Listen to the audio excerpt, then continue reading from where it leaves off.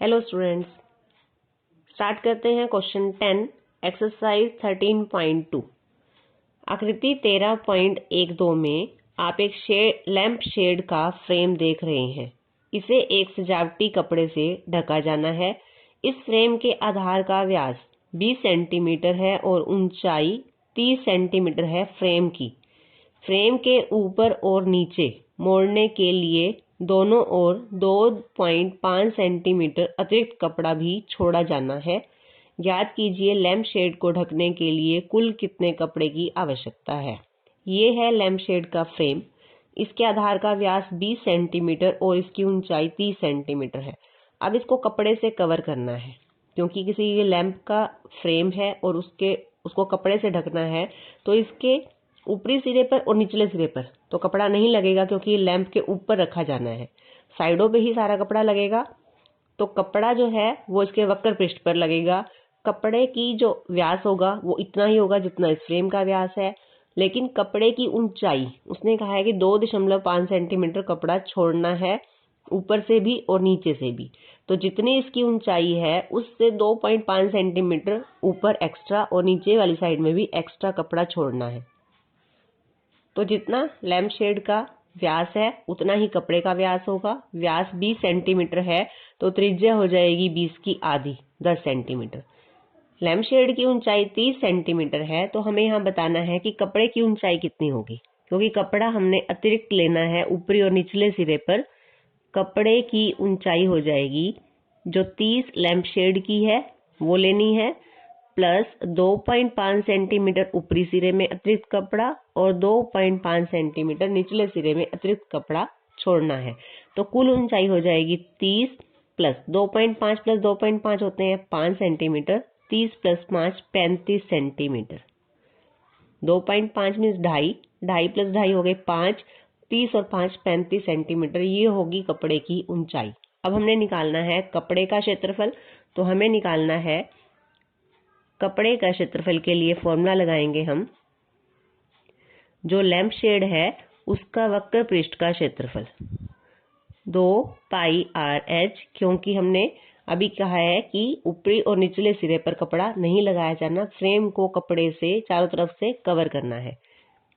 2 गुना 22/7, त्रिज्या 10 और ऊंचाई 35। ऊंचाई यहाँ पर हम 30 नहीं लेंगे क्योंकि हमने कपड़े का क्षेत्रफल ज्ञात करना है। 7 से काटेंगे इसे, 7 को 5 से गुना करेंगे 35। अब आप गुना कर लो, 5 दूनी 10, 10 गुना 10 हो गए 100, और 22 की 100 से गुना करेंगे तो ये आ जाएगा 2200 वर्ग सेंटीमीटर। तो ये है कपड़े का क्षेत्रफल जो इस फ्रेम को कवर करने के लिए चाहिए। नेक्स्ट क्वेश्चन है, किसी विद्यालय के विद्यार्थियों से एक आधार वाले बेलनाकार कलमदानों को गत्ते से बनाने और सजाने की प्रतियोगिता में भाग लेने के लिए कहा गया। प्रत्येक कलमदान को 3 सेंटीमीटर त्रिज्या और 10.5 सेंटीमीटर ऊंचाई का होना था। विद्यालय को इसके लिए प्रतिभागियों को गत्ता देना था। यदि इसमें 35 प्रतिभागी थे तो विद्यालय को कितना गत्ता खरीदना पड़ा। कलमदान बेलनाकार बनाने हैं और एक कलमदान की त्रिज्या और ऊंचाई दी गई है। ऐसे ऐसे 35 कलमदान बनाने हैं तो हमें बताना है कितना गत्ता लगेगा। कलमदान कैसा होगा, कलमदान मीन्स पेन स्टैंड। कैसा होगा कि उसका जो नीचे वाला आधार है वो बंद होगा क्योंकि उसमें आपने पेन डालने हैं। पेन स्टैंड है, पेन डालने हैं उसके अंदर, और ऊपर से वो खुला होगा।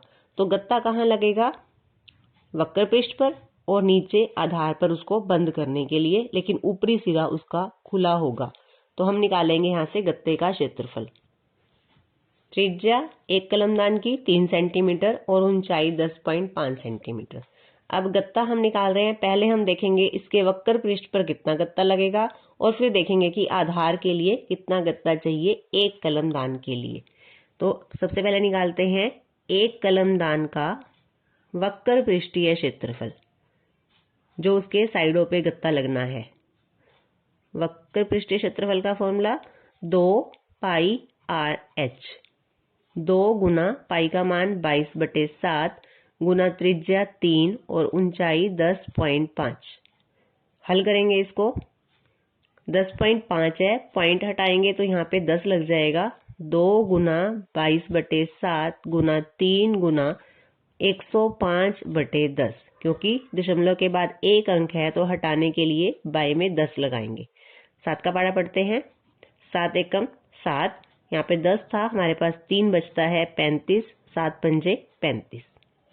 2 का पारा पढ़ेंगे। 2 एकम 2, 2 पंजे 10, 5 और 15 दोनों 5 के पारे पे कट रहे हैं। 5 एकम 5, 5 दिए 15।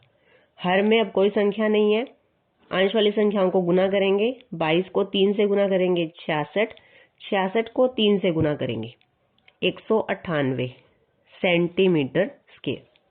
ये हमने निकाला है कि इसकी साइडों पर यहाँ पर कितना गत्ता लगेगा। अब क्योंकि इसको बंद करना है तो आधार नीचे से बंद होना चाहिए, तो एक कलमदान के आधार का क्षेत्रफल,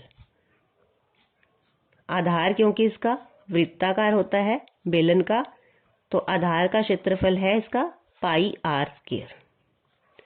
22/7 गुना त्रिज्या 3, आर स्क्वायर का मतलब 3 की शक्ति 2, यानी 3 2 बार। हल करेंगे क्योंकि ये कट नहीं रहा है तो गुना कर देंगे। 22 की 3 से 66, 66 की 3 से 198 बाई 7 सेंटीमीटर स्क्वायर। 198 को 7 से भाग करके पॉइंट में चेंज करेंगे इसे। 7 का पारा पढ़ेंगे। 7 दूनी 14, यहाँ बचता है 5, ऊपर से लेंगे 8। 7 का पारा पढ़ेंगे। 8 तक 56, यहाँ से बचेगा 2, पॉइंट लगाएंगे और 0 लगाकर उतारेंगे। 7 का पारा पढ़ोगे 2 तक 14, 20 में से 14 माइनस करेंगे 6, एक और 0 लगाकर उतारेंगे। 7 का पारा पढ़ेंगे। 8 तक 56, 4 शेष बचता है, तो अभी हम यहाँ पर लेंगे 28.28 सेंटीमीटर स्क्वायर। क्योंकि पूरा भाग नहीं हो रहा आगे भी, तो हम पॉइंट के बाद दशमलव के बाद 2 अंक तक ले लेते हैं, उसके बाद जो शेष बचता है उसको रहने देते हैं। तो हमारे पास आधार का क्षेत्रफल आया है, जितना गत्ता आधार पर लगना है 28.28 सेंटीमीटर स्क्वायर, और साइडों पर लगना है 198 सेंटीमीटर स्क्वायर। तो अब हम निकालेंगे एक कलमदान के लिए गत्ता कितना चाहिए। एक कलमदान के लिए 198 प्लस 28.28, इतना गत्ता चाहिए एक कलमदान को बनाने के लिए। इसे प्लस करेंगे। 198 और 28.8, पॉइंट लगाएंगे पहले। पॉइंट से पहले वाली संख्या 198 के नीचे और पॉइंट के बाद वाली संख्या पीछे लिखी जाएगी। 0.28, 8 और 8 16, 10 और 2 12, 2 226.28 सेंटीमीटर स्क्वायर। ये है एक कलमदान को बनाने के लिए जितना गत्ता चाहिए। क्योंकि 35 प्रतिभागियों ने भाग लिया है, तो हमें ऐसे 35 कलमदान बनाने के लिए चाहिए गत्ता। 35 कलमदानों के लिए गत्ता चाहिए, इसको 35 से गुना करनी है। 226.28 गुना 35, पॉइंट छोड़ के गुना करेंगे 226/28 की गुना 35 से, और बाद में पॉइंट लगाएंगे। 5 से गुना करेंगे 40, 5 को 2 से गुना करेंगे 10 और 4 14, 5 की 6 से गुना 30 और 1 31, 5 दूनी 10 और 3 13, 5 दूनी 10 और 1 11। 3 से गुना करेंगे तो पहले यहाँ पर 0 लगाएंगे, अब 3 से गुना करेंगे। 3 की 8 से गुना 24, 3 दूनी 6 और 2 8, 3 की गुना 6 से 18, 3 की गुना 2 से 6 और 1 7, और 3 की 2 से गुना 6। 7 यहाँ आएगा 1 के नीचे, और इस 1 के नीचे आएगा 6। अब इसको जोड़ेंगे। 0, 4 और 4 8, 9, 8 और 3 11, 7 और 2 9, और 6 और 1 7। तो ये गुना करके आएगा 7 9 1 9 8 0, और पॉइंट लगाएंगे 2 अंक पहले। तो इतना गत्ता चाहिए 35 कलमदानों को बनाने के लिए। अब क्वेश्चन में हमसे पूछा गया है कि विद्यालय को कितना गत्ता खरीदना पड़ा होगा। अब क्योंकि ये हमारा जो आंसर है 7919.80 सेंटीमीटर स्क्वायर, तो जब हम बाजार से कोई चीज़ खरीदेंगे तो इस तरह से पॉइंट में हमें गत्ता नहीं मिलेगा, हमें गत्ता पूरा पूरा खरीदना होगा। तो यहाँ पर क्योंकि पूरा पूरा गत्ता खरीदना है तो हमें पता है कि हमारा 7919.8 सेंटीमीटर स्क्वायर गत्ता लगना है 35 कलमदानों को बनाने के लिए। तो बाजार से कितना गत्ता खरीदा जाएगा? 7920 सेंटीमीटर स्क्वायर। क्योंकि 7919 से थोड़ा सा ज़्यादा गत्ता चाहिए तो हम 7920 सेंटीमीटर स्क्वायर गत्ता बाजार से खरीदेंगे।